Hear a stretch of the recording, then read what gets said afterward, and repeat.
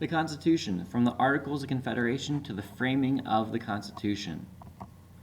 So to begin with, we know that they initially set up the Articles of Confederation, and in American history, hopefully we remember that this was a basic league of loose friendship between the various states, in which the states retain their sovereignty, which means that they had the ultimate power over decisions. As a result of this, since the states had sovereignty, it established a very weak federal government. So states did not have to do what the federal government wanted them to do. They could choose not to do anything if they didn't want to do it. When they were voting in Congress, each state received one vote, so all of the states were equal regardless of size. A couple things that Congress could do: they could make treaties and they could coin money, but so could the states. And in order to change or amend the Articles of Confederation, it had to be a unanimous vote. And unanimous votes, we should realize, are very, very difficult, if not impossible to get. So all 13 states would have to agree. So it was highly unlikely that they'd be able to make serious changes or amendments to the Articles. So you had a group of people who decided that they didn't really like these Articles anymore, that they felt like the government needed to be stronger, and so they started trying to get support for a stronger federal government. However, many people wanted their states' rights. So the idea wasn't very popular for a long time until Shays' Rebellion occurred.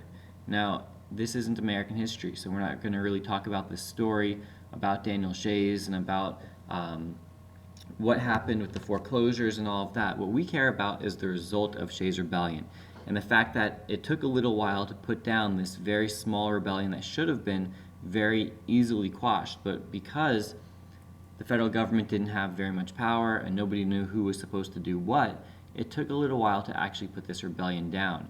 And what it did, and this is what's significant for us, are these two statements. First, Shays' Rebellion showed the weakness of the Articles of Confederation.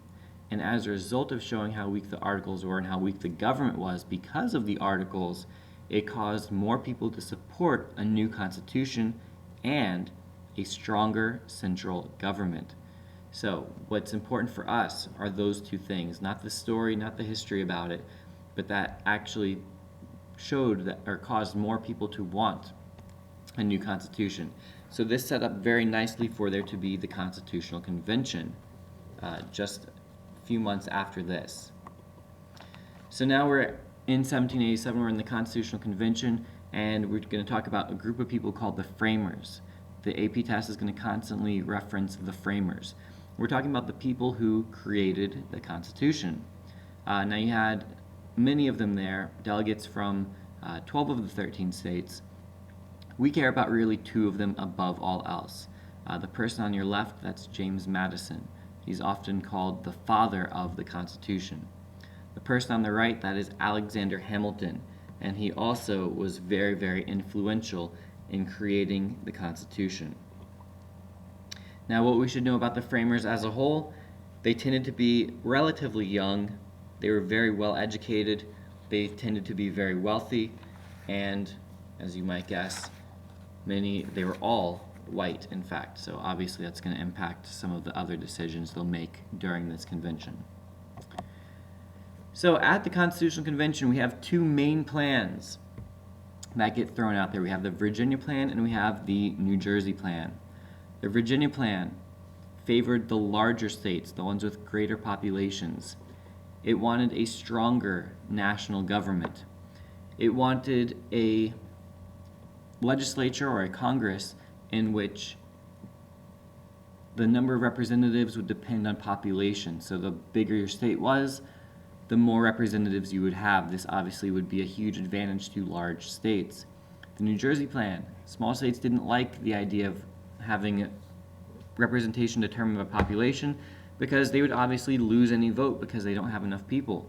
So they said, hey, let's only amend the Articles. The Articles aren't so bad. Let's not get a whole new constitution like the Virginia Plan wanted to do.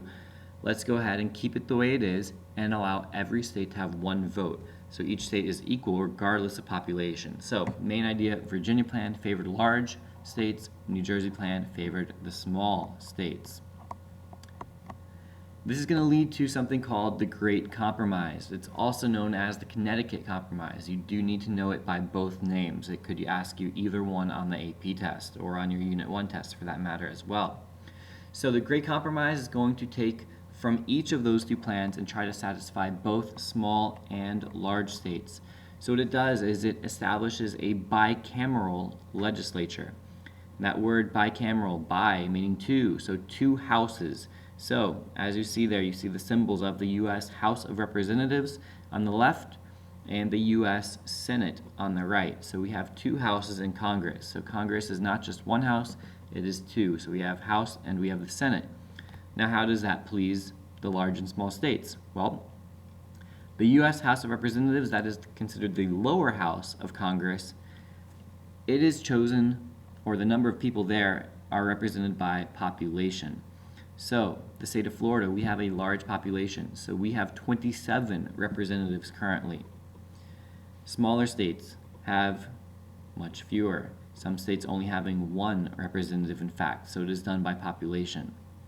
The Senate is equal. Every single state has 2 senators, regardless of size. California, Rhode Island, Wyoming, they all have 2. So you have the House that kind of represents large states better, and you have the Senate that represents small states better. So both sides agree to this, and we're able to pass the Constitution.